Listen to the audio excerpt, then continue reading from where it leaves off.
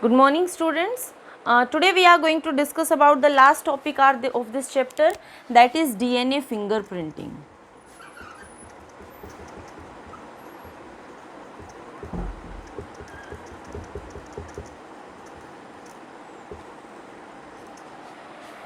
What this DNA fingerprinting means? This DNA fingerprinting technique is used for the identification of individuals. See, fingerprinting word is used because we are having fingerprints on our digits, and these fingerprints are specific for a individual. They are not going to match with other individual. Exactly same way, some of the DNA sequences are there which are specific in an individual. So in this technique we are going to use those specific sequences that are present in the DNA for the identification of a individual. So DNA fingerprinting is used for the identification of an individual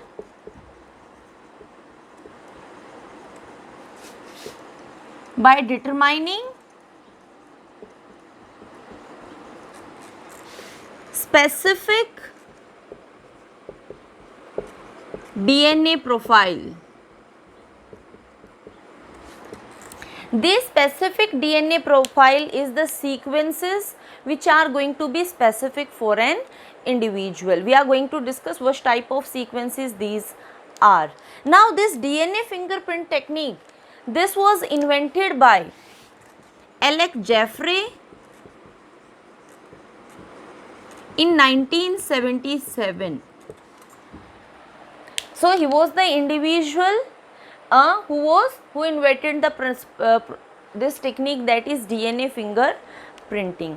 Now if we talk about the principle of this DNA fingerprinting, on what principle this DNA fingerprinting technique is responsible, it is very easy to understand, because we know that almost 99.9% of genome, or you can say DNA of all the individuals are similar to each other. That means if I talk about all the human beings, they are sharing 99.9% of their DNA. The difference that is coming in the individuals, that is only because of 0.1% changes. There are only 0.1% change, and because of this very small change, each and every human being that is present on the earth are having their own individual identity. So if we are going to compare two individuals, then we are going to compare their genome. So it is a wastage of time if we are going to include this much genome also, because this genome is going to be same. So what is done in DNA fingerprinting, only that part of the genome is focused that is going to be variable, means that is going to be different, that is going to show variation. So this much part is used in this technique to know about a individual, to identify a particular individual, because only this is going to be different, otherwise rest of the genome is going to be same. Now we also talked about the things that most of the DNA that is non-coding, means our DNA is having both coding region and non-coding region. Only very small amount of genome is coding, that means only 2% of all over DNA is coding for proteins. The rest of the part of the DNA is non-coding region. So we are going to leave this coding region, we are going to talk about this non-coding region in the process of DNA fingerprinting. And in this non-coding region, we are going to talk about such sequences which are repetitive, means there is a stretch of nucleotide, and this stretch of nucleotide is showing repetition, it is present many times in a DNA. So we are going to talk about repetitive sequences. And what these repetitive sequences are? These repetitive sequences are stretch of nucleotides which are going to repeat themselves.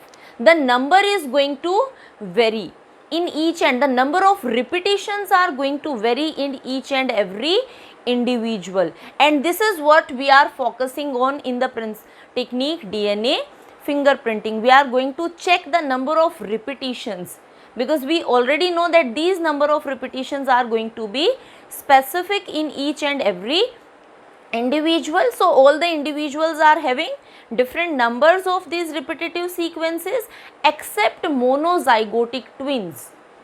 Here monozygotic twins are exception, because we know that monozygotic twins are going to carry same genetic material. They are developed from one single, by breaking down of one single zygote, so the genetic material is going to be same.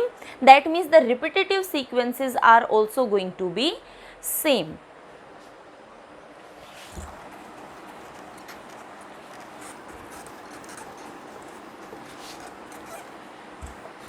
How we can understand these repetitive sequences? Suppose we are having a pair of ATGC, 4 nucleotide. There is a stretch of 4 nucleotide.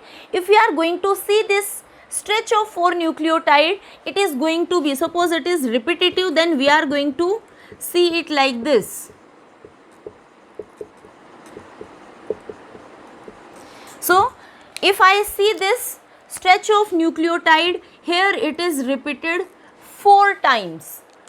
So this is a repetitive sequence that is going to be repeated in variable numbers in an individual. We are going to focus about this. Such type of repeats, they are known as simple tandem repeats.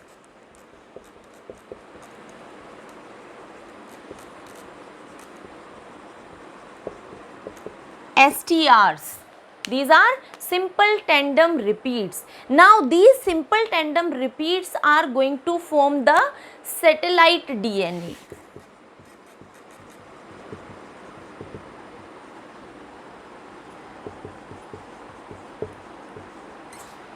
This is known as sat DNA, or you can say satellite DNA. See, always remember one thing, that we are talking about the mutations, or you can say changes, variations that are coming in non-coding region, and we have left the coding region.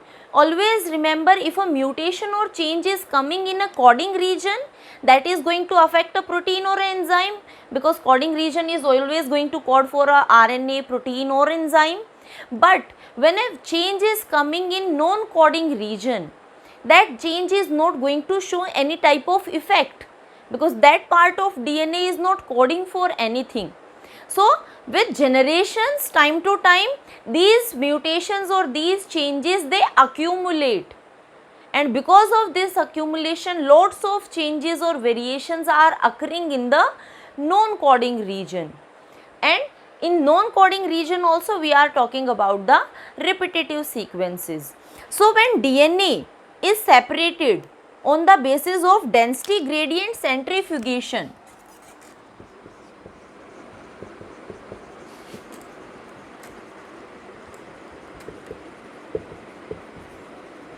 this density gradient centrifugation is going to separate DNA on the basis of density. So when we separate the DNA on the basis of density, we basically get two peaks. These two peaks, one is a large big peak and one is a very small peak. The big peak, the large peak is made by the bulk DNA, the normal DNA that is having the coding as well as non-coding region. This is the bulk DNA, that is known as bulk DNA. This small peak, that is because of satellite DNA, means because of repetitive sequences. So the bulk DNA is large in size, that is giving a very high peak, and the sat DNA is small in size and it is giving a very small peak. It is made up of all the repetitive sequences. Now these repetitive sequences, they are divided into two categories depending upon or you can say the simple tandem repeats, they are divided into two categories. Now depending upon what is the criteria for their categorization, depending upon the AT-GC ratio they are having, that is the ratio that is present in their nitrogenous bases. Secondly, the number of nucleotides present in one sequence, one repetitive sequence, the number of, or you can say base pairs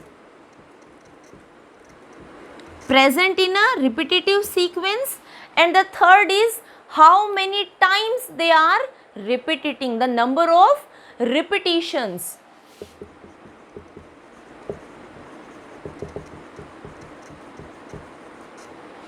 Now depending upon these three things, these are categorized as mini satellites and micro satellites. If we talk about mini satellites, these mini satellites are having almost 15 to 50 base pairs.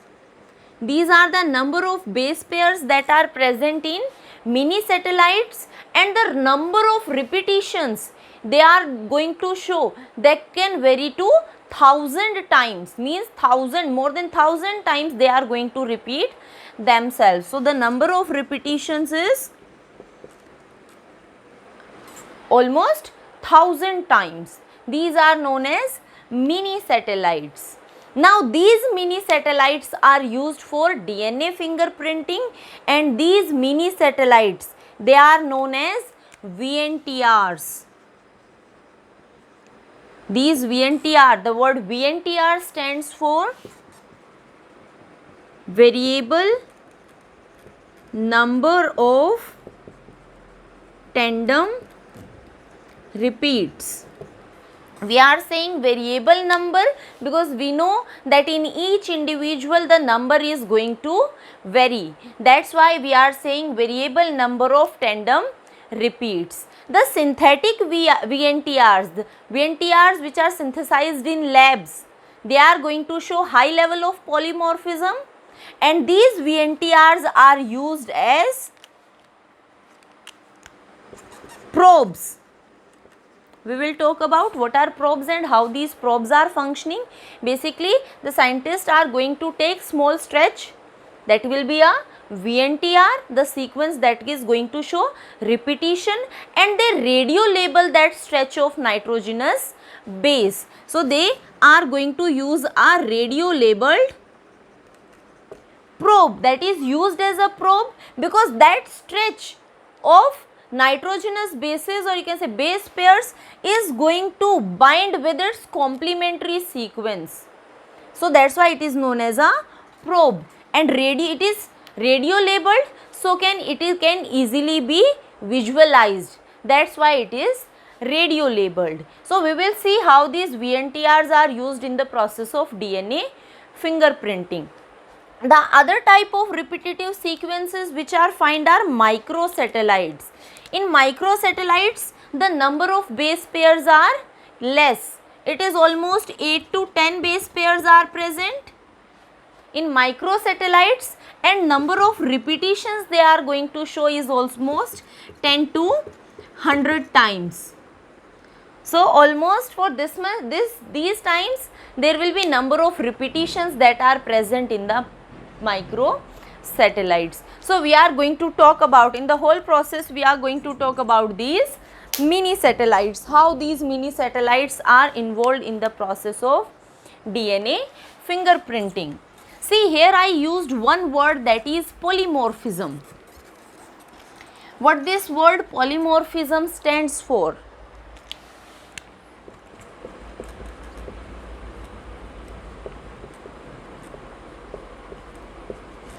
Polymorphism word simply means change, or you can say variation, that is present in the DNA.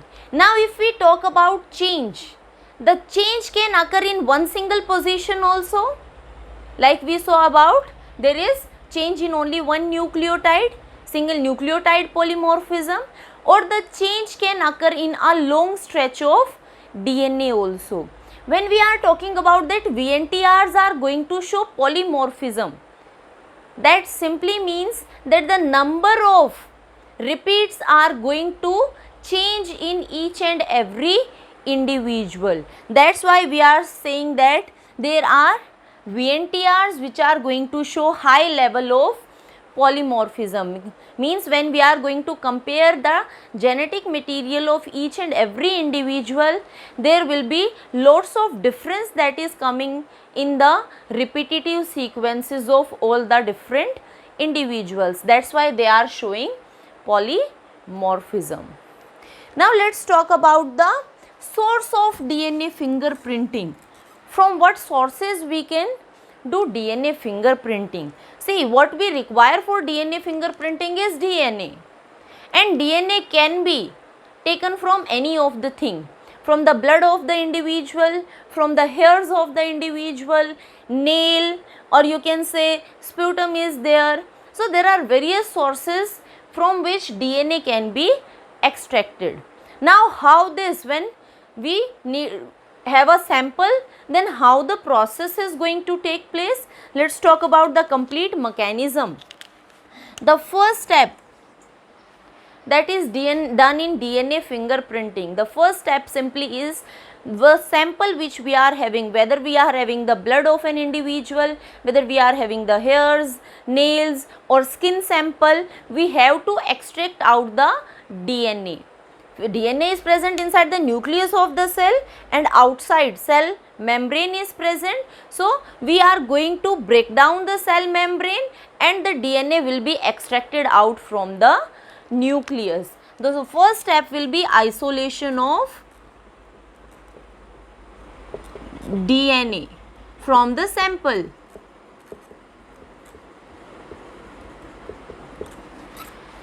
Now this isolated DNA, there is one more technique that can be used over here. If the isolated DNA is of very less quantity, means if for our experiment, if we want to amplify the DNA, more copies of the DNA is made by the help of technique that is PCR,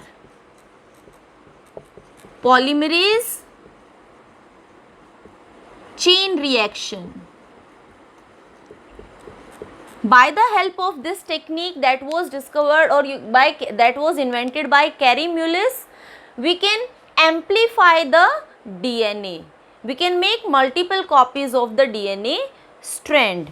Now the second step after isolation of the DNA is this DNA is fragmented with the help of restriction endonucleases. There is fragmentation of DNA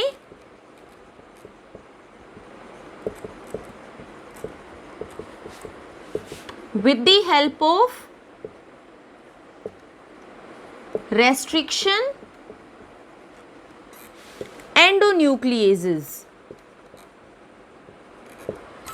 See, endonucleases we have already mentioned before also, that these are the enzymes which are going to break down the DNA strand into fragments. Restriction endonucleases are those enzymes which are going to break down this DNA on specific positions. They are specific, they choose a specific site for the breakdown of the DNA. So from this second step we are going to get different fragments of DNA. Now these fragments of DNA, they are separated from each other, and the process of separation of these DNA fragments is by the method of agarose gel electrophoresis.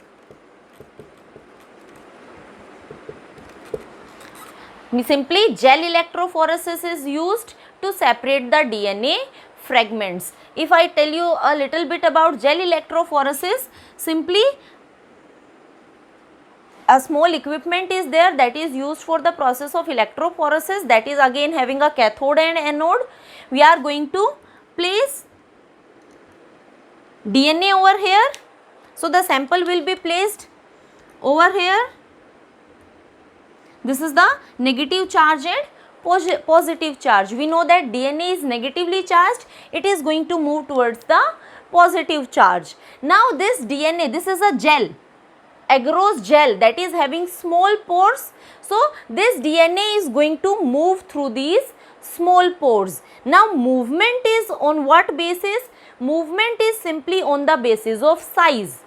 That means the fragment that is small in size, that is going to move in front, then bigger, bigger and more bigger. So this is how on the basis of size the fragments are going to arrange themselves on this agarose gel electrophoresis. So we are going to get various fragments separated on the basis of their size. Smaller fragments will be present on the front, middle size segments and larger segments will be at the last. So this is how these fragments are separated on a agarose gel. Now after their separation, the DNA fragments are transferred on a sheet.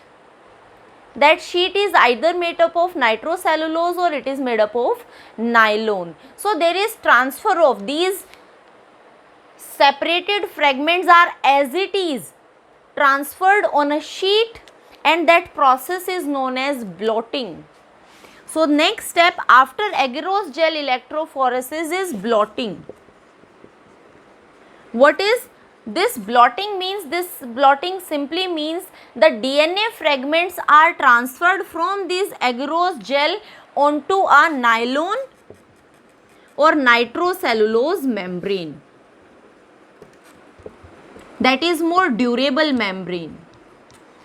And this process was given by a scientist named Southern, that's why it is also known as Southern blotting. Now we are having all the DNA fragments arranged on the basis of their size on this nylon or nitrocellulose membrane. After getting all the fragments on these nitrocellulose membrane, now we are going to do probing. You can say probe is added.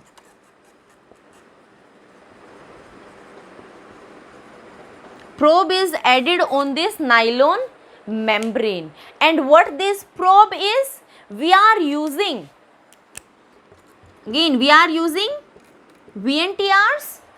For probe we are going to use the variable number of tandem repeats that are synthetic, and these variable number of tandem repeats are radio labeled. They are having their complementary sequences on this nylon membrane. The DNA which we are having, these are having the complementary sequence that are present in the DNA fragments that are present on this nylon membrane. So wherever these VNTRs which are used as a probe are going to find their complementary sequence, they are going to bind with it. We know that complementary base pairs are going to bind with each other. Exactly same thing is happening here. We are having lots of VNTRs which are showing high level of polymorphism, and we have radio labeled them, and now we are using them as a probe, and these are going to find their complementary sequences that are present on this nylon membrane, and they are going to bind with these sequences. Now the last step that is done is autoradiography. With the help of X-ray passing through this nylon membrane,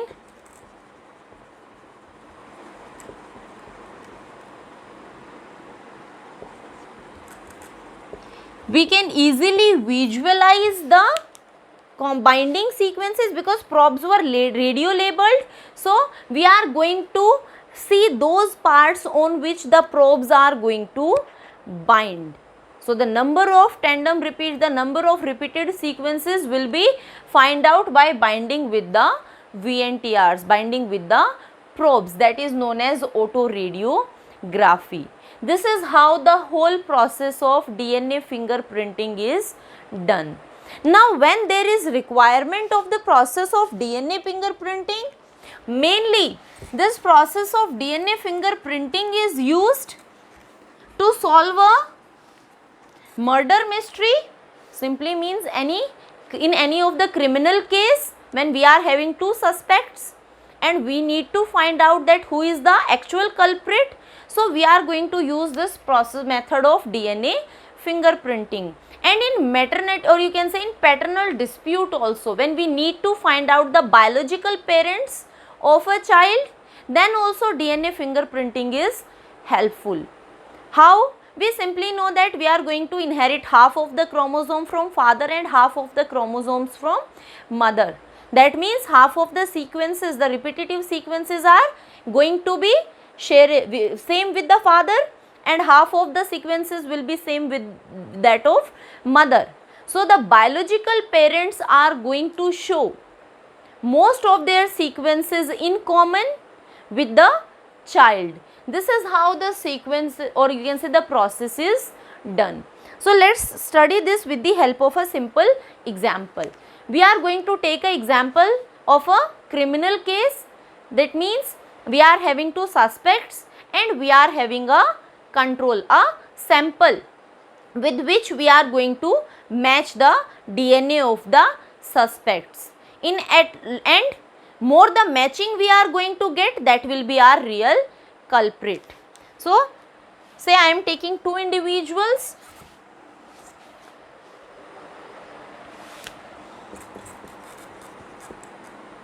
Individual A, individual B.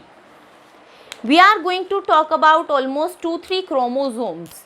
So in each and every chromosome, the number of tandem repeats are going to vary. Say I am making with this. This is chromosome number 1 in of both the individuals.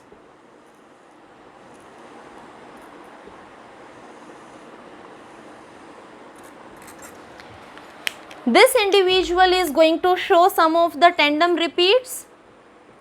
1, 2, 3, 4, 5. Say 5 are present. This individual is going to also show 1, 2, 3.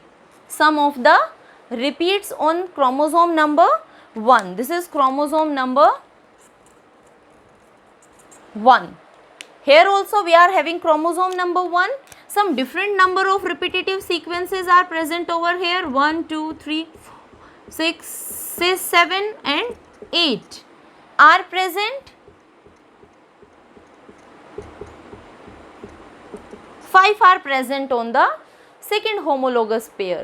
Again we are going to take another chromosome. Say chromosome number 6 is there.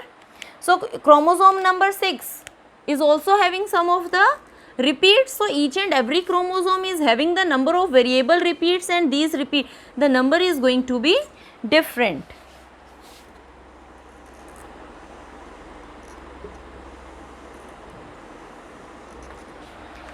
The repetitive sequences will be present.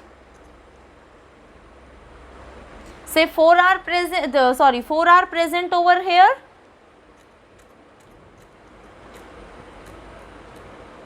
6 are present over here. That is the situation on the 6th chromosome.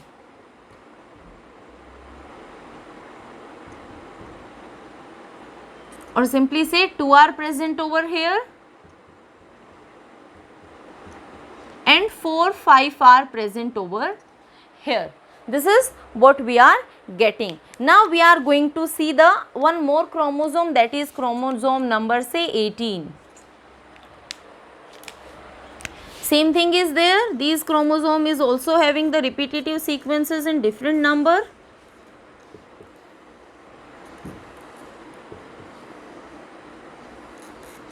This is how they are present. Now let's mark the number of repetitive sequences.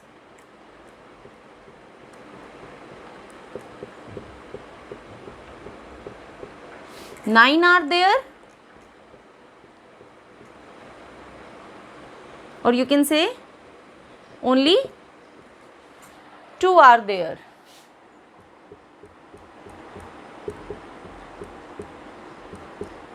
Seven are present.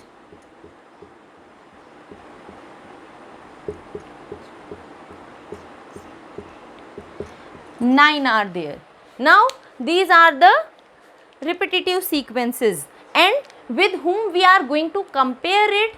We are going to compare it with the sample, our control, that which we are getting. So we are going to see the chromosomes, compare, say chromosome number 1, this is homologous pair of chromosome number 6, chromosome number 18. So it's 1, 6, 18. The number of repeats which are present over here, suppose 8 are there.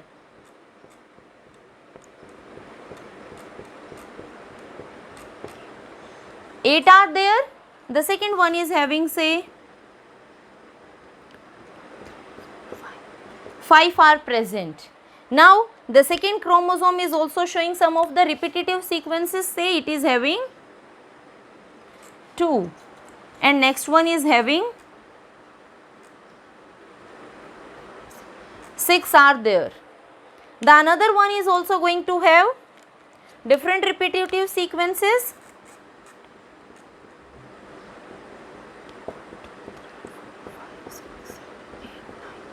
Say 9 are there and 4 are there. If we see the pattern, if we compare the pattern which we are going to get, suppose I am marking the number of repetitive sequences. So it is 1, 2, 3, 4, 5, 6, 7, 8, 9, 10, 11, 12. Here our control is there. Individual A is the sample of individual A and individual B. Now let's draw firstly about the individual A. So one is 8. So we are going to get a band over here, and the second is 5. Another band is present over here of chromosome number 1. Then of chromosome number 6, 2 and 6. So we are going to see the bands like this. 9 and 4, 9 and 4. These are the bands of the control which we are getting. Now about A and B, say 5 and 3. So this is 5, 3. 8 and 5. 8, 5. Then of next chromosome, 4 and 6. 4, 6. Sorry, this is where we are going to get 6. Then 2 and 5. This is 2, and over here this is present. Now next one is 9 and 2. 9 is here and 2 is here. 7 and 9. 7 and 9. So this is how we are going to get our sequence. Fragments are arranged. Now we are going to compare the matching. How many of them are matching? More the matching with the control, more the chances of the suspect to be the original criminal. Simply this is how the VNTRs are matched with the sample of which we have got from the criminal site of the case, and this is how they are matched with each other. This is how DNA fingerprinting is done. So that's all about our chapter. Next time we are going to start with our next chapter.